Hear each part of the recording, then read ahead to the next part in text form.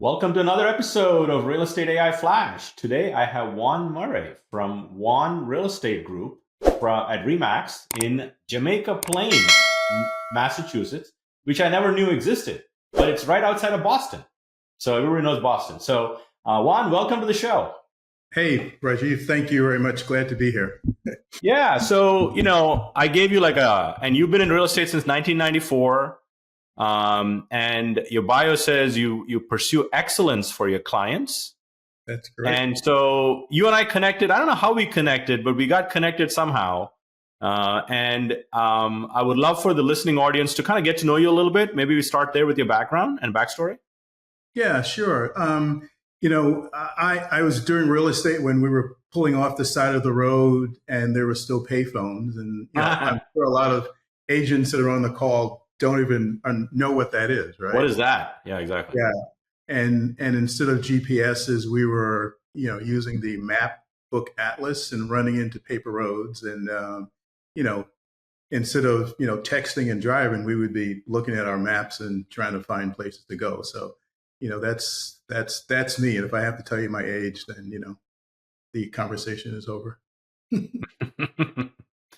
And so how did you get into real estate? And you're like 1994 to 2025 is a long time. Yeah. Walk us through your journey. Sure. I had been doing sales for a bit. And I think I remember walking through the store and I walked by this counter. I think it was Macy's at the time. And I was walking by the fragrance counter and I heard this woman say to another woman, she's like, man, I've been doing this for, 20 or 30 years and I can't wait to retire. And it was at that moment that I said to myself, like, I'm never going to be the one saying that. I always want to, start a business and get into a business where I would be my own business person. And I looked at a number of different things and I'm like, you know what? Real estate is one of those things where, if you're sitting across the table and everyone's talking about properties and everyone has, a piece of real estate, you're all talking the same game. So real estate was it, and it was easy. I didn't have to be a genius, and here I am. Yeah, no, obviously you've done well for being in the industry, surviving and thriving for the most part for 30 plus years. So what was your first light bulb moment with AI? I mean, we're talking from payphones to like leading edge technology with AI. What was your first light bulb moment, Juan, for AI? Yeah, it's hard to pinpoint that one moment, but I look at it as like this. It's been like a steady, if you have a good hot sauce and the flavor just kind of builds and builds and builds and builds, and you just want more of it. It's been more like that. I mean, I remember, like still running around in 2020 when COVID hit, we were still like heavy into it. And then all of a sudden I started hearing this conversation later in the year about, artificial intelligence. And it just kind of perked my interest. And, from then, it's been like I've gone down that rabbit hole. Yeah, it is. If you don't know what you're doing, it's definitely a rabbit hole for sure. So, and you and I have spoken a couple of times about your use of AI. So let's kind of get into that a little bit, in terms of specificity around things that you're using that have helped increase your productivity, collapse time, all of those things. So let's start with specific things you and your team are using AI for. Yeah. So I'll give you a very recent example. We work a lot with past clients and referrals. We have one referral and one past client. Now, since 2020, us realtors have been kind of running around and covering a lot more real estate than we did before, right? Because we have people who are, selling their homes in the city and moving out to the suburbs. These two particular clients were looking in areas that at least an hour to a couple hours away from where I would typically, represent a buyer at. And one of them had no idea where they wanted to live. They knew they wanted to live somewhere in Western Mass. The thing that I had going for me is obviously they trusted me because they were a referral. And before, it would probably have taken me, before I would have referred the business out. or it would have taken me forever to get back to them to try to figure out, how to go about it. But I think you had just done a podcast about like super Chat GPT, where it was like Chat GPT Pro Plus or something like that. And I decided to jump in and use that. And I was able to put together a very succinct plan of action for them, which helped me explore all the different areas in Western Mass based on some deep conversations we had with them, based on what their lifestyle was and where they wanted to live. And we then narrowed it down to 2 or 3 towns. And I was able to pull out market analysis and give them like, average price per square foot, et cetera, et cetera.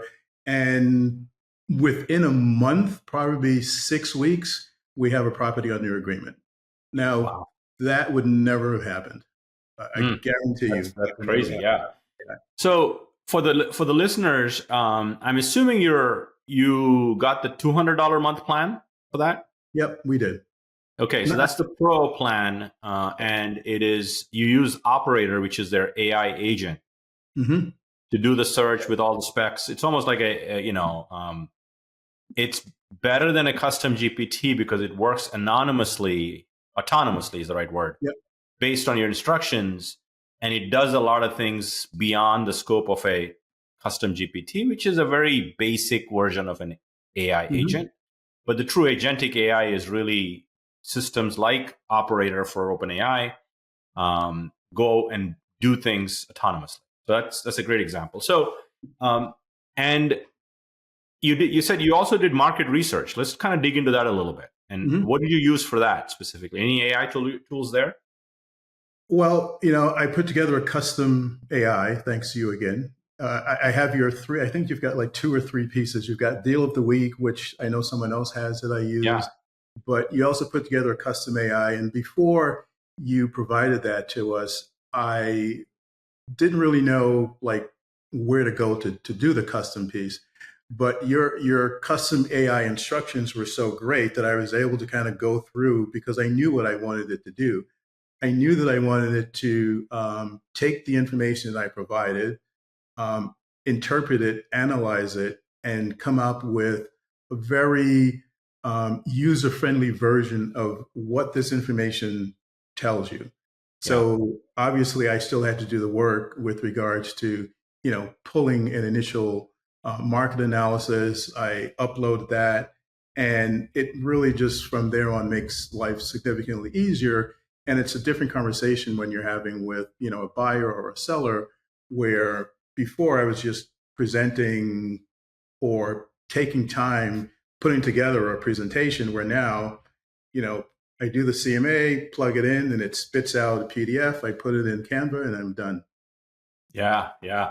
So, I tell sometimes people hear all the ideas from our guests like yourself on the podcast. Some people struggle with where do I begin, right? Like, where do I start? The difference between like you and me and some of our listeners is we've just had too many light bulb moments with AI. So we sort of know what's possible. But doesn't mean everything we do works, right? It's like a little bit of experimentation is needed. And stuff that gets shared is stuff that works versus what doesn't work, And I've come up with like 4 things I tell people to kind of look at in terms of what is things you do for your job, role, agent, whatever you're doing. One is, what tasks do you do that are repetitive? You repeat them over and over again. Time-intensive tasks, data heavy, like the market analysis stuff is data heavy. Spreadsheet heaven, I call it, right? Data heavy. And then the 4th one is energy draining.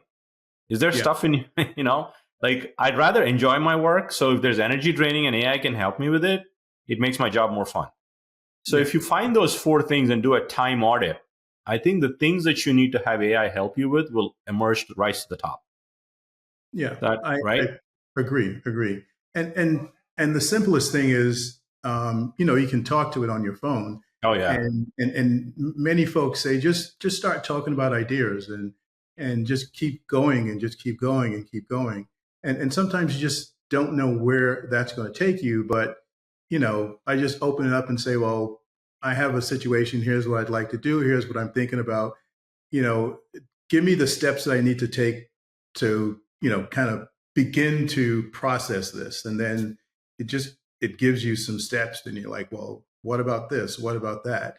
It's really, it's, I hear people say it's like an assistant, right?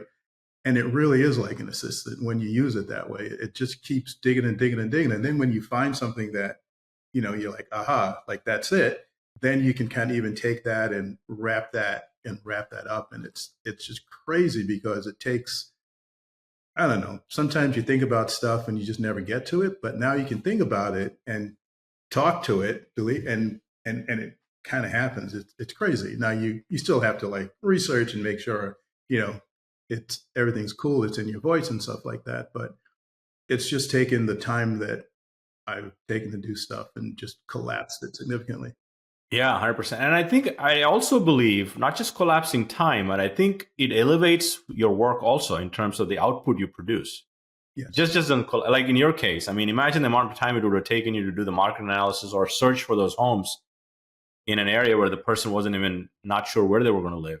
Yeah. And giving you the time, and the output is much better if you learn and master AI over time, right? Yes. Do you see that as well for yourself? Yeah, I do. And I tell them, I'm like, look, I don't know too much about this area. However, I know how to get the information that makes a difference, and I know how to do real estate.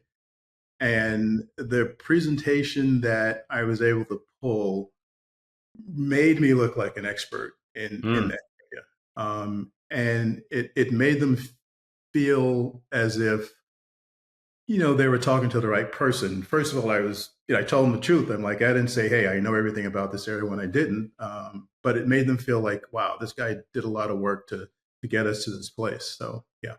Yeah.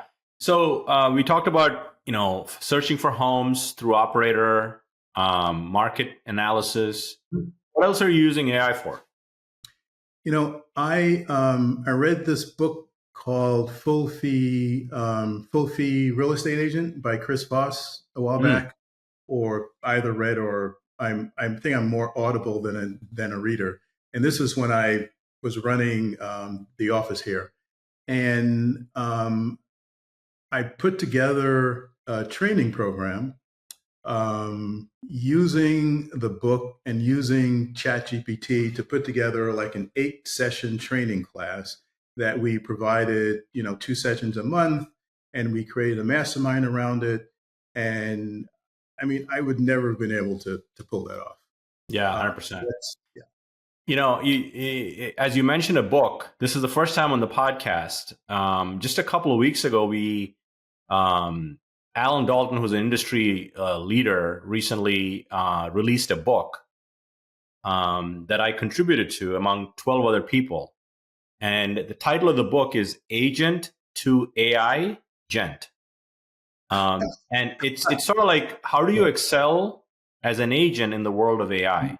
Mm-hmm. And we'll put the link in the show notes for the Amazon the Audible book or Kindle book or the physical copy.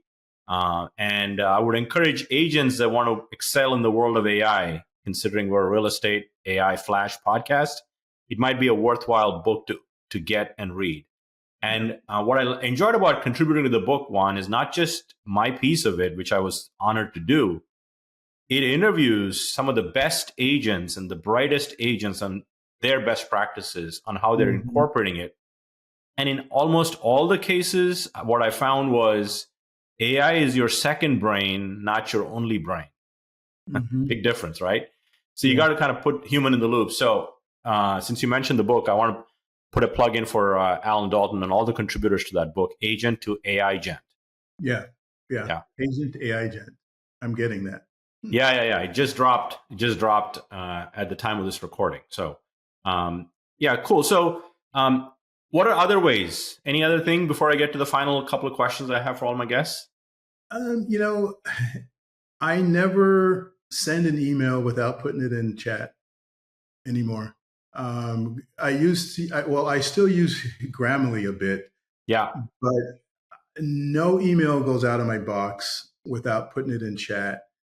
No response. Sometimes if I'm stuck on a response, I would put the email that I received inside of chat and then just kind of play with how I would like to respond and figure out what comes out. And Yeah. then when I find something, I would send it.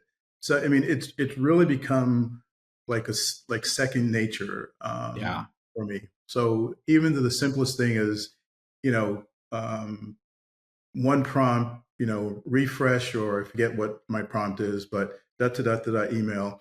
And then there was a piece that you came up with recently that said, challenge some of my thoughts, Yeah. make it a little bit differently. Don't just give me what I want to hear or what you think I want to hear.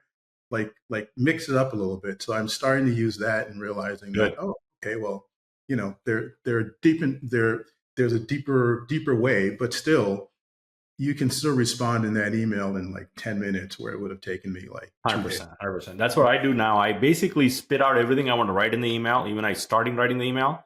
Most Mm-hmm. people aren't good writers. At least let's call it out, right? They're Yeah. not articulate.